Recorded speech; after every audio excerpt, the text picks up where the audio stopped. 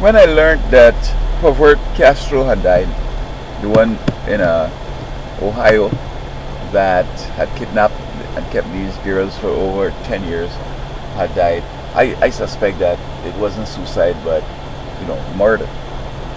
And I didn't want to go on it because I'm getting tired now of this negative approach, it seems. But look, it's right. So maybe I need to, continue, talking. However, just as Jeffrey Dahmer and so many other infamous Americans that have violated our conscience and so on, end up dead in jail, and I mean, somebody kills them. In Puerto Rico, I understand that when you go to jail, the jailer gives to certain big criminals in jail your file, and they can hold a trial, and you have to be honest with them and tell them the truth, or else they beat you up. I don't understand that. I mean, this. Yeah, that's right. They hold trial, and you have to. I don't know if they will go as witnesses, but perhaps jail will get information that, facts of the case, and then it goes to court and you're convicted. I am not sure it works, but I understand that is how it happens. Is it possible that, though the capital murder or capital punishment is given for certain capital crimes, and the case in which a person gets life in prison without parole be also hearing be held to capitalize that sentence and execute them, because life in prison is death eventually. So why waste time spending money when they're not going? The purpose is not rehabilitation and eventually release, but to die in jail. Maybe we just execute them and end the whole deal, as having the prison workers to really do a selective thing.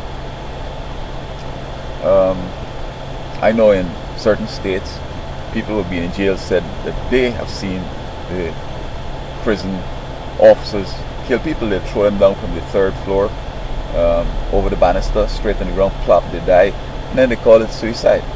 Now, in this case here with Castro, in the intake, it don't seem as if he had any suicidal tendency, and so forth.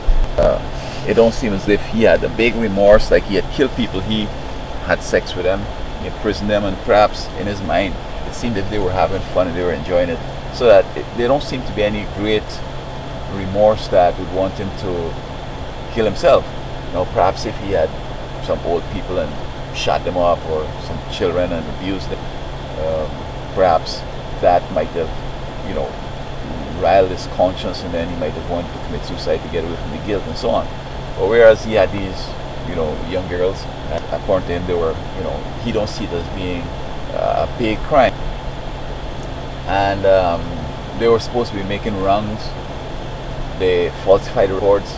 When they checked records with the video, they hadn't been making any rounds. They should know. I mean, don't these people in prison, the workers, know that there's surveillance camera that can see whether you're making rounds or not? And they felt that perhaps it was a masturbating, sort of exhilarating asphyxiation sort of a strategy here, but the autopsy didn't reveal any of that, because there would be hormones and certain type of things that will show perhaps seminal in the ejaculation or so forth. So it don't seem as if he had been doing that. Like, is either he committed suicide or somebody killed him. But if they had killed him, then perhaps they should find the person and give them a trial.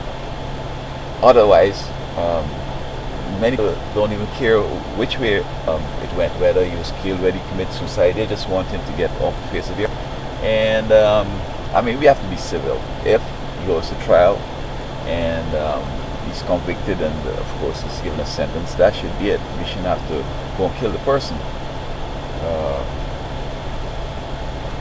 Let the justice run, as opposed to these outside killings and so forth. They could have shot him up and say that he resisted arrest or whatever, and he was going for a knife or something. But still, the way justice works is that person is arrested, to go to trial, and convicted or exonerated, and that's it. So this case here, I thought from the beginning that it might have been because I've heard people saying that if you go to prison for having, I think, child or the elderly, that I guess there'll be one television in jail and they see it. Or perhaps we shouldn't have sort of certain type of shows into the jailhouse, because if they could see that a person has done a certain crime and when it comes to jail they're going to do some kind of extrajudicial killing or whatever, then that shouldn't be allowed, especially since we have people who are now being exonerated with DNA, etc. So when somebody's convicted, whatever the court decide, that should be the sentence, as opposed to people taking the law in their hand, seeing what they think ought to happen. On the other hand, in a case like this where it wasn't a capital crime, but still it led to life in prison without parole, then probably it should be now hearing to determine what sort of way they're going to execute this situation. Because if he's going to get 50 years, well, if a guy is 70 and he gets 50 years, and then he could be paroled, you don't expect him to live so long.